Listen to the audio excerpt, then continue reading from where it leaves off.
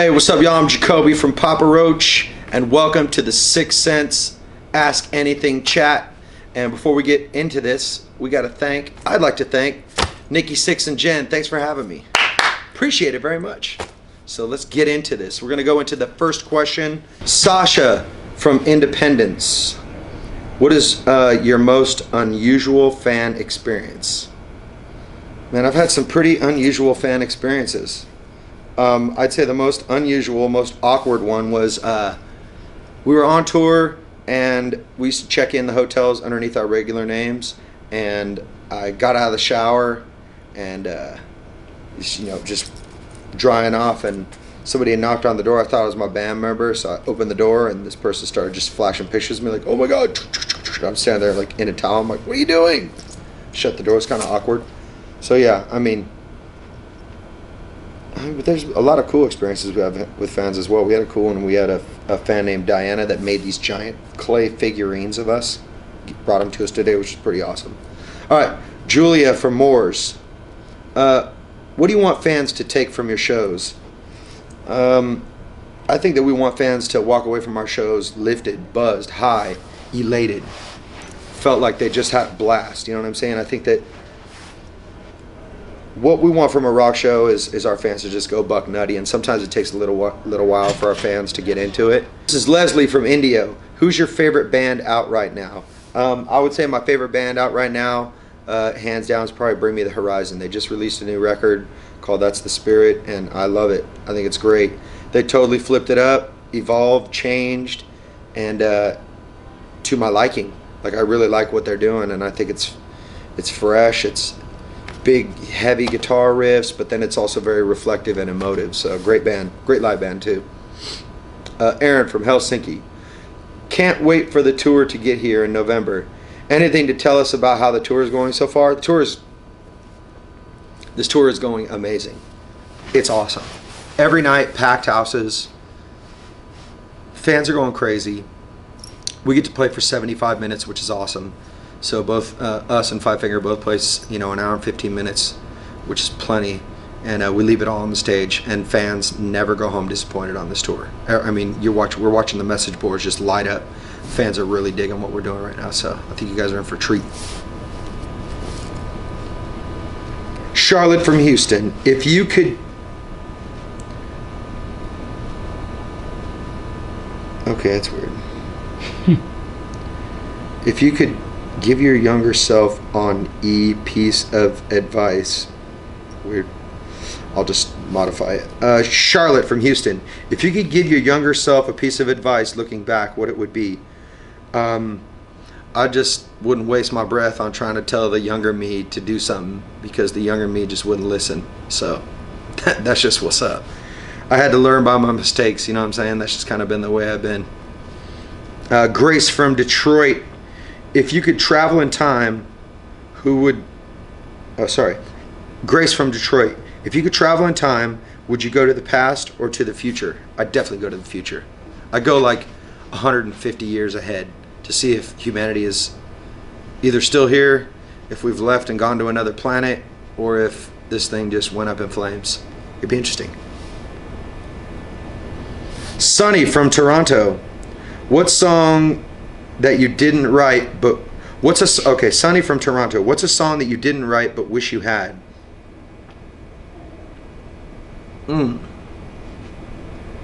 That's tough.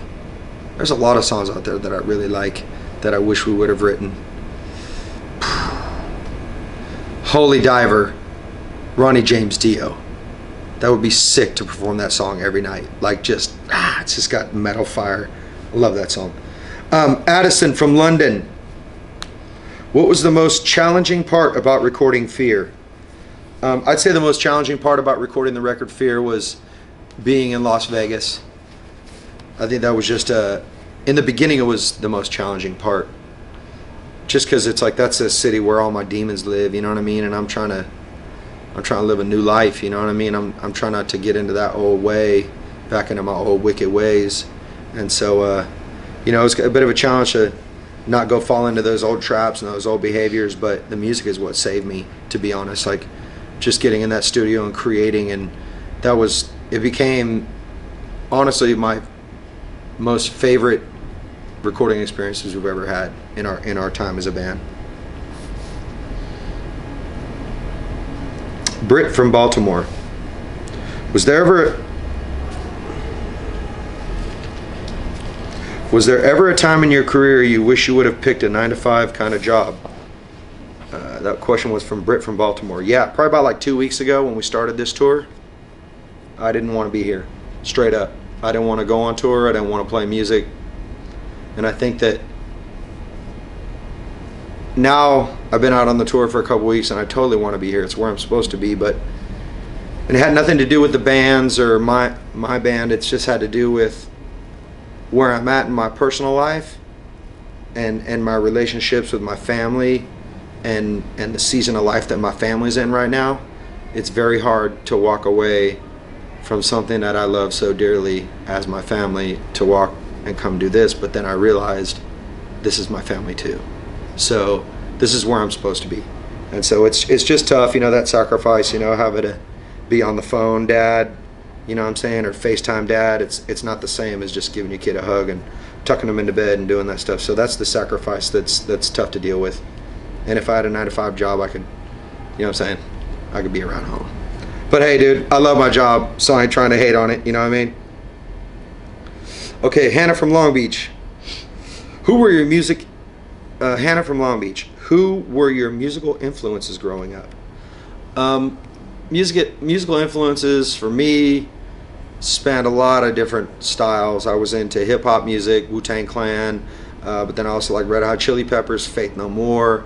Loved hair metal. I loved Motley, Crue. You know what I'm saying? I loved Poison. Yeah, I put those two bands next to each other because Nikki.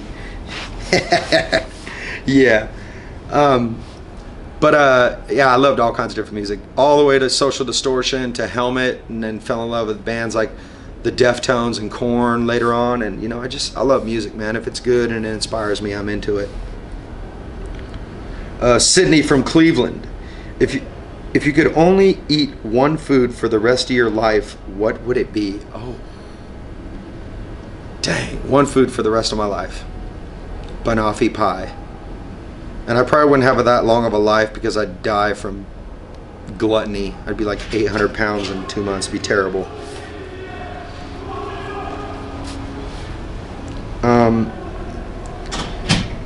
Alex from Pittsburgh. Describe yourself in one word. Energetic. Josh from Aurora.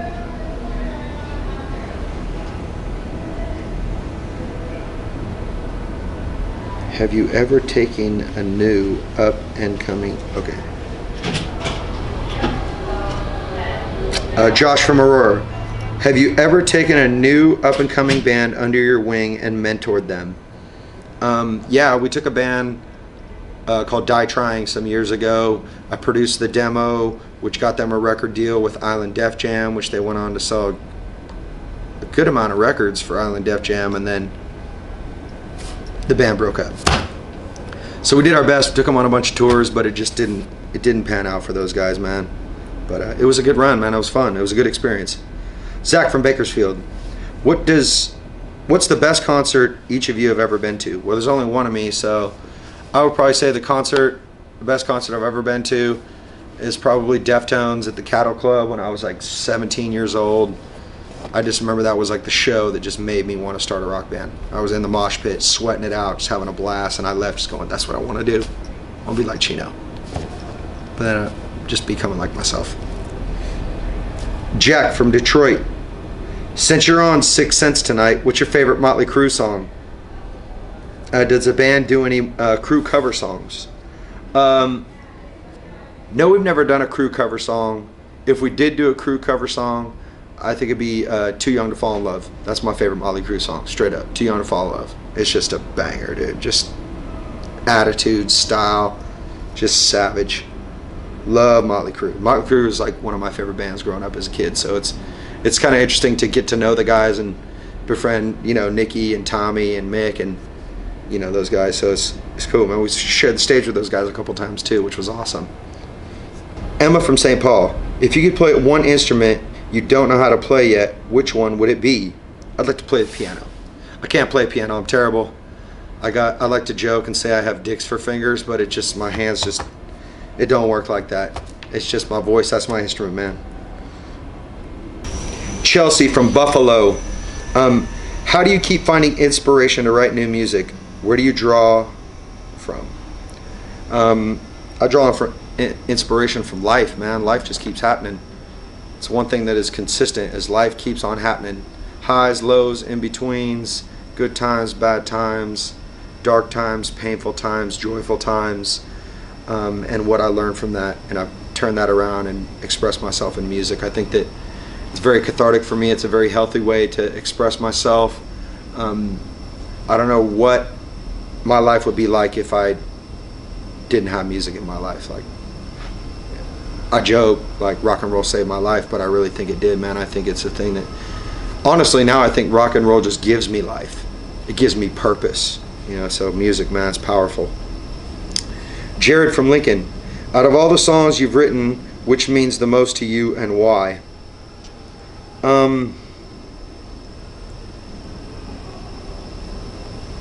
I would say, if I were to pick something off the newer record, Fear, I would say Falling Apart. I think that track, you know, really just, you know, I said earlier in the interview, just that spiritual life, man, it's important to me. You know, it's very personal, but it's very important. And I think that's, I guess,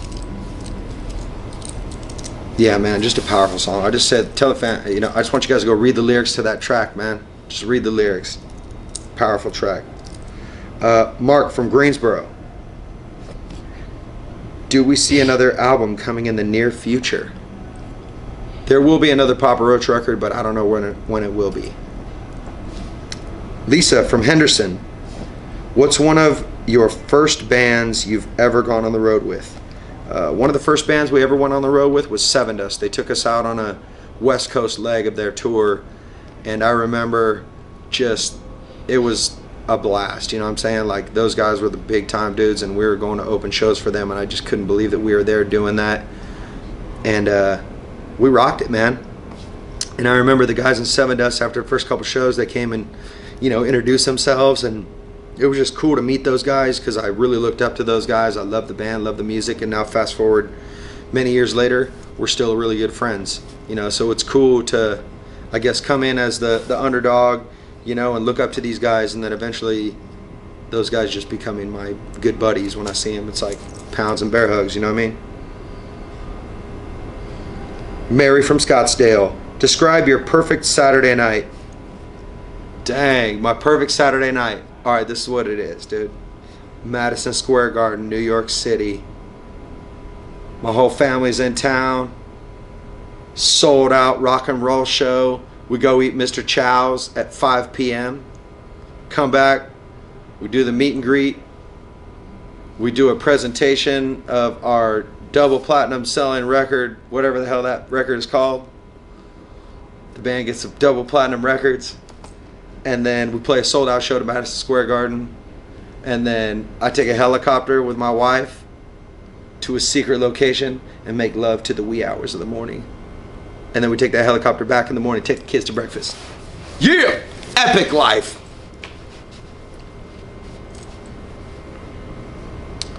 Stan from Baton Rouge. What song off Fear was more challenging for you to write? I would say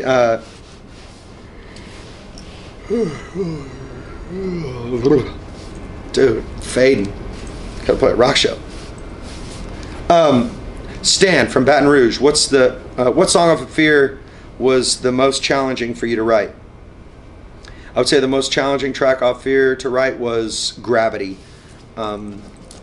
Deeply personal track. I put all the dirty details into that track, you know, and painted myself in a not so good light, exposed all my flaws and my brokenness and my weaknesses as a husband, you know, and just kind of I laid it out there, man. I put a nail in it, like that old life's done, you know. But it's a banging track, and in the process of writing it, I think we rewrote the track like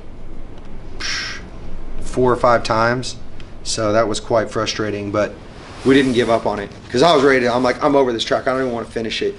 And then management was like, no, this track is special, man. You guys gotta see it through. And so we did, and it turned into something that we're all very happy with.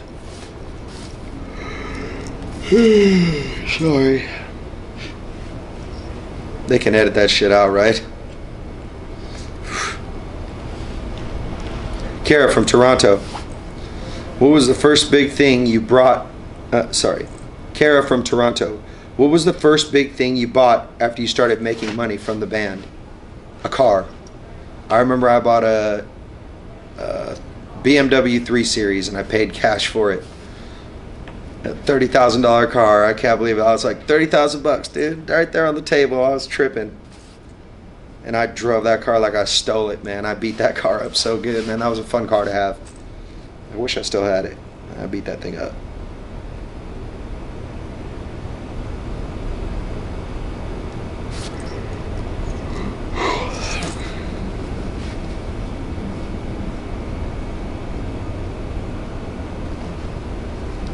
Andy from Orlando. If you had to live life without one of your 5 senses, which would you choose? I'd say I'd live without my sight. I'd rather live without my sight, man, because taste, man, you gotta have that sense of taste. But that, yeah, your smeller, your sniffer, I don't know, dude, that's a bad question. Next. Troy from Cedar Rapids. You guys are doing a show here on October 2nd. How much say do you have in the merch that's for sale? Anything you like that I need to buy? The new Papa Roach merch line is awesome. I think it's probably the best line we've had in quite some time. I really dig it. I think the new hoodie is dope. I've been wearing it a lot lately, so get that hoodie, dog. It's tight.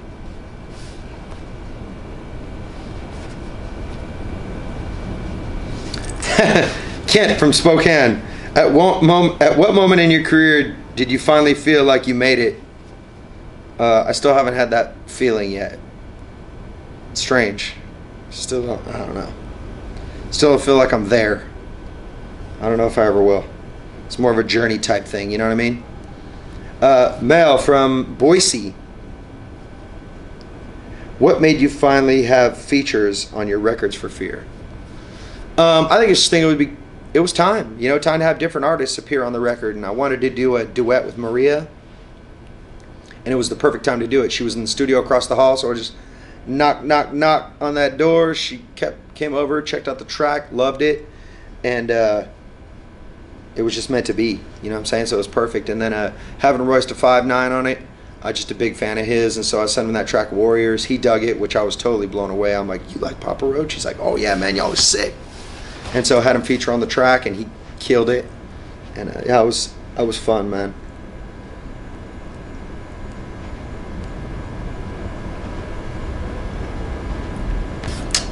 Thank you guys very much for asking me all those questions. It was fun.